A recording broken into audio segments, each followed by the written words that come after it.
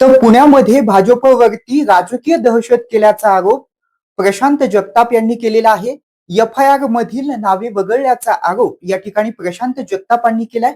पाहुयात प्रशांत जगताप नेमके काय म्हणाले। काल जी काय घटना घडली ती दुर्दैवी आहे। भाजप या ठिकाणी या शहरामध्ये या राज्यामध्ये देशामध्ये सुद्धा अराजकता किंवा राजकीय नका आतंकवाद दहशतवाद नका या ठिकाणी माजू इच्छित आहे। काल आमच्या काँग्रेस पक्षाच्या पुणे शहर कार्यालयावर त्यांनी ज्या पद्धतीने या ठिकाणी मोर्चा आणला, पुणे पोलिसांनी कुठेतरी पक्षपातीपणा केलेला आहे।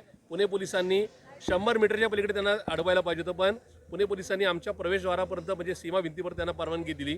पुणे शहरातला एक मुख्य रस्ता तब्बल 2 तास अडवून ठेवण्याचं काम हे भाजपच्या कार्यकर्त्यांनी करू सुद्धा त्यांना वेळीच रोखलं नाही, म्हणून याला हिंसक वळण मिळालं।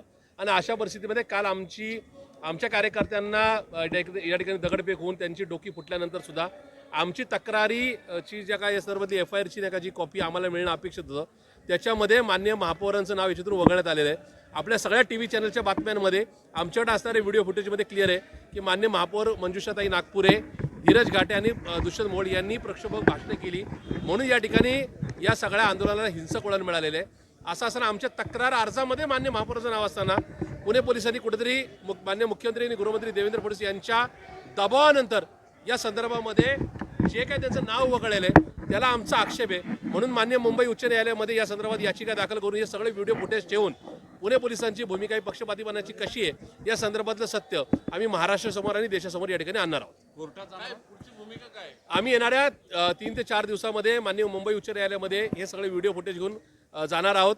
आमच्यावर आमच्याच कॅम्पसमध्ये आम्ही असताना पुणे पोलिसांनी आमच्या प्रवेशद्वार अडवून ठेवून आम्हाला डांबून ठेवलं होतं। या ठिकाणी दगडफेक किंवा चप्पलफेक आणि बाटल्या पलीकडून येऊन सुद्धा पुणे पोलिसांनी आमच्या शहराध्यक्ष अरविंद शिंदेंवर किंवा एकूणच कार्यकर्त्यांवर जे खोटे गुन्हे दाखल केलेत त्या संदर्भाने माननीय उच्च न्यायालयामध्ये दाखल करणार आहोत। त्याचबरोबर माननीय महापौर मंजुषा नागपुरे यांना कुठल्या अधिकारामध्ये व्हिडिओ फुटेज असून सुद्धा या ठिकाणी त्यांचं एफआयआरमध्ये नाव कसं नाही या संदर्भामध्ये माननीय मुंबई उच्च न्यायालयासमोर ही बाब निदर्शनास आणणार आहोत। मेयर पुण्याचे आहेत की पक्षाचे? मुळात मी सुद्धा पुणे शहराचा महापौर होतो। महापौर हे कधी म्हणजे आमच्या पक्षांनी कायम आम्हाला या संदर्भामध्ये ते संस्कार शिकवले की आपण पुण्याचे किंवा राज्याच्या कुठल्या किंवा देशातल्या कुठल्याही महापालिकेचे महापौर असताना पक्षाच्या आंदोलनामध्ये यायचं नाही। आपण फक्त या ठिकाणी सार्वजनिक कार्यक्रमामध्ये नाही का या ठिकाणी हजर राहायचं। दुर्दैवाने पुण्याच्या महापौर झाल्यानंतर 7व्या दिवशीच या संदर्भामधला हा सगळा संस्कार विसरला।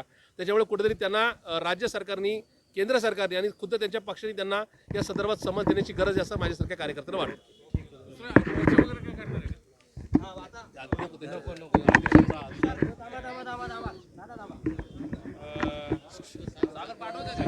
हॅलो